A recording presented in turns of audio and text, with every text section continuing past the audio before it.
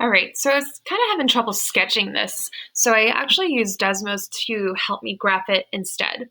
So we can see the starting point, 35 feet on our graph, and then it gets to its maximum height not very much after it's thrown up in the air, and it's going to have all this time to free fall into its next question. And so the next question asks, at what time does it reach the ground? So we can kind of see here it's going to be somewhere between 1.5 and 2 seconds. Let's go ahead and calculate that exactly. So when does it hit the ground? Well, we know the height on the ground is 0. So for this type of problem, we set the equation equal to 0, and we're going to do negative 16t squared plus 10t plus 35. So typically speaking, this kind of quadratic is not going to be factorable, so we're going to just jump right into the quadratic formula. So negative b plus or minus the square root of b squared, which is 10, b squared minus 4 times a times c over 2a. So let's use our calculator and see what that gives us. So we need to get our fraction. So negative b plus the square root of b squared minus 4 times a times c over 2a. So I started with the plus, and I'll do the minus in the second, because this is giving me negative 1.2 if I round to the nearest hundredth. And time can't be negative, so we're going to get rid of that answer, and we're going to see what we get when we put negative. So when we do negative 10 minus the square root, we get 1.82.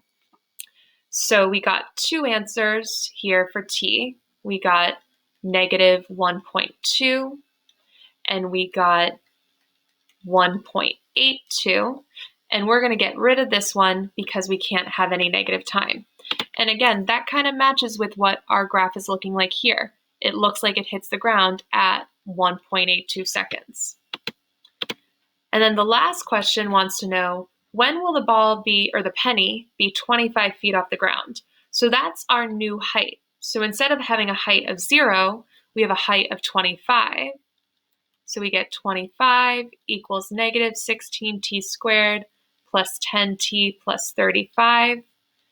Got to make sure it's equal to 0 before we can solve it, so we subtract the 25 over. And again, these are very rarely going to be factorable, so I'm just going to jump right into the quadratic formula. B squared, or negative b, plus or minus the square root of b squared minus 4 times a times c over 2a. And this looks really similar to the one we just did. The only difference is that c is now 10 because we had to subtract the 25. And so if we do minus, we get 1.16. If we do plus, we get negative 5.54. So we got negative 0.54 and 1.12, I believe, when we did minus, 1.16. So again, we need to get rid of the negative answer because you can't have a negative time. So it's going to reach a height of 25 after 1.6 seconds. And if we look at our graph, here's our height of 25. This is 25 feet. The path of the penny matches with 25 right about here. And if we look at that, 1.16 is right about here. That matches up pretty perfectly.